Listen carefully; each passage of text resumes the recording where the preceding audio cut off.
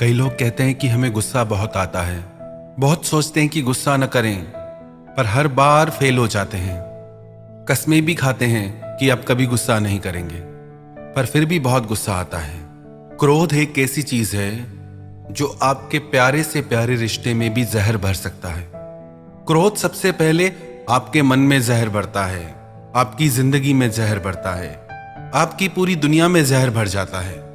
जो इंसान क्रोध करता है वो क्रोध करने से पहले भी दुखी रहता है, क्रोध करते समय भी दुख को पाता है और क्रोध करने के बाद भी दुखी होता है। कभी विचार करके देखना, क्या आपको क्रोध करने से कभी खुशी मिली, सुख मिला? क्या आप किसी इंसान को अलाउ करेंगे अपने ऊपर गुस्सा करना, क्रोध करना, कि हमें जो चाहे बोल दे और जैसे चाहे बोल दे? कोई भी व्यक्ति किसी का भी क्रोध पसंद नहीं कर सकता, तो हमारे क्रोध को कोई क्यों स्वीकार करेगा, क्यों पसंद करेगा? एक व्यक्ति एक गुरुजी के पास गया और गुरुजी को जाके बोला, गुरुजी मुझे बहुत क्रोध आता है और उस क्रोध की वजह से मेरे घर में सब मुझसे खफा रहते हैं और उस क्रोध की वजह से मुझे भी ग्लानि और पश्चाताप रहता है। मैं लोगों से नजरें नहीं मिला पाता, ऐसे ऐसे शब्द क्रोध में कह जाता हूं कि जिनको बाद में लौटाया नहीं जा सकता। याद रखना आप भी एक बात, जो भी शब्द आप क्रोध में आके कह जाते हैं, हो सकता है कि आपको उनकी माफी मिल जाए, पर लोग उन शब्दों को भूलते नहीं। तो याद रखना, जो भी आप क्रोध में शब्द कहेंगे, उन शब्दों का सामना आपको भी जिंदगी भर करना पड़ेगा। तो उसने गुरुजी से कहा कि मैं परेशान हो गया हूं, बहुत कोशिश करता हूं, पर गुस्से की आदत छूटती ही नहीं। गुरुजी ने कहा, एक काम करो, जब भी तुम्हें गुस्सा आए ना, तो बस एक बात याद रखना कि गुस्सा मैं करूंगा, पर कल, आज नहीं करूंगा। जब भी गुस्सा आए बस इतना संयम मन में रखना कि गुस्सा मैं करूंगा, पर आज नहीं, कल। उसने बोला, गुरुजी इससे थोड़ी गुस्सा शांत हो जाएगा, दूसरे दिन भी तो गुस्सा करूंगा ना। गुरुजी ने कहा, तुम ये करके तो देखो। वो घर गया, उसे किसी बात पे गुस्सा आया, पर उसे गुरुजी की बात याद आई, गुस्सा तो मैं करूंगा, पर आज नहीं, कल। कल तो दूर की बात है, थोड़ी देर ही बाद ही उसका गुस्सा शांत हो गया।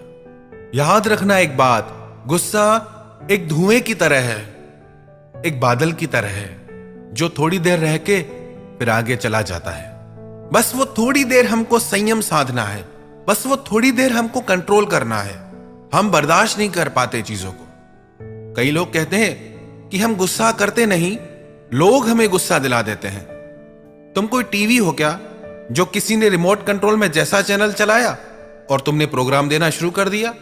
लोग आजकल इतने हल्के क्यों हो गए हैं? कितना आसान हो गया है आजकल किसी को भी गुस्सा दिलाना और किसी को भी खुश करना इतना मुश्किल क्यों हो गया है? क्योंकि हमारी एक गंदी आदत है, हम हर बुरी बात का ब्लेम दूसरों पे डाल देते हैं कि उसकी वजह से, अगर वो नहीं होगा तो कोई और होगा। या तो ऐसा हो कि आपके लिए पूरी दुनिया ही बदल जाए, दुनिया का एक एक इंसान बदल जाए ताकि आपको गुस्सा नहीं आए, दुनिया की हर चीज बदल जाए, हर नियम बदल जाए, क्योंकि आपको गुस्सा नहीं आए। आपको फिर भी गुस्सा आएगा क्योंकि वो आपके भीतर है। बाहर के लोग तो निमित्त बनते हैं उस गुस्से को बाहर निकालने के लिए, वो तो आपने भर ही रखा है अपने भीतर। बस जरूरत है खुद को पहचानने की, जानने की। जैसे उस व्यक्ति को गुरुजी ने कहा कि गुस्सा कल करना, बस थोड़ी देर का संयम और गुस्सा गायब। कई लोग कहते हैं कि गुस्से को कंट्रोल नहीं किया जा सकता। गुस्सा कोई रोकने वाली चीज थोड़ी है, जब आता है तो आ जाता है, फिर नहीं दिखाई देता कौन छोटा कौन बड़ा, आपको सब दिखाई देता है। आप उसी पे ही गुस्सा करते हो जो आपसे कमजोर हो, जो आपसे छोटा हो। अपने बॉस के ऊपर गुस्सा करके दिखाओ, किसी पहलवान के ऊपर गुस्सा करके दिखाओ, जो आपसे शक्ति में ज्यादा हो, बल में ज्यादा हो, उस पे गुस्सा करो। गुस्सा हम कमजोर पे ही करते हैं। जो व्यक्ति हमसे बल में बड़ा है, पद में बड़ा है, शक्ति में बड़ा है, वो चाहे कैसा भी गलत चले हमारे साथ, वहां गुस्सा नहीं आता हमें, क्योंकि पता है कि यहां हमें नुकसान हो जाएगा। इसका मतलब गुस्सा भी हम चॉइस से करते हैं कि किस पे करना है, किस पे नहीं करना है। तो याद रखें एक बात, कि गुस्सा आपकी चॉइस है। आप चाहें तो गुस्सा करें और आप चाहें तो उस गुस्से को रोक सकते हैं। पर जो हमसे शक्ति में बड़ा है उसके सामने हम गुस्सा कर नहीं पाते, और जो हमसे कमजोर है उससे अपनी शक्ति दिखाते हैं। कुछ बातें तो हमने ऐसी भी सुनी है कि गुस्से में आके कई लोग हिंसा भी करते हैं। कई पति लोग अपनी पत्नियों पे हाथ उठाते हैं। कितनी गलत बात है। जो व्यक्ति अपने ही परिवार के सदस्यों पे हिंसा करे उसे मनुष्य कैसे कहा जाएगा। हमारी एक प्रार्थना सभी माताओं बहनों से है, आप भी अपने जीवन में हिंसा का विरोध कीजिए। चुप करके मत सहिए। जब आपके साथ पहली बार ऐसा हो तभी रोक दीजिए, इससे आदत मत बनने दीजिए। अपनी शक्ति आप खुद बनिए। ऐसी बहुत बातें सुनते हैं, बहुत माताओं बहनों पे अत्याचार भी होता है। इस इंतजार में मत बैठे रहिए कि कोई आएगा आपकी रक्षा के लिए। सबसे पहले आप खुद की रक्षा खुद करना सीखिए। पहली बार में ही विरोध कीजिए, रोकिए कि नहीं, ये चीज हम नहीं सहेंगे, हम हिंसा नहीं सह सकते। कुछ कुछ तो ऐसे भी किस्से सुने हैं, इतना दर्द है उनमें जिन्हें बयां भी नहीं किया जा सकता। कैसे लोग इतने निर्दयी हो सकते हैं। तो आप इस चीज का विरोध कीजिए, इसे सहिए मत।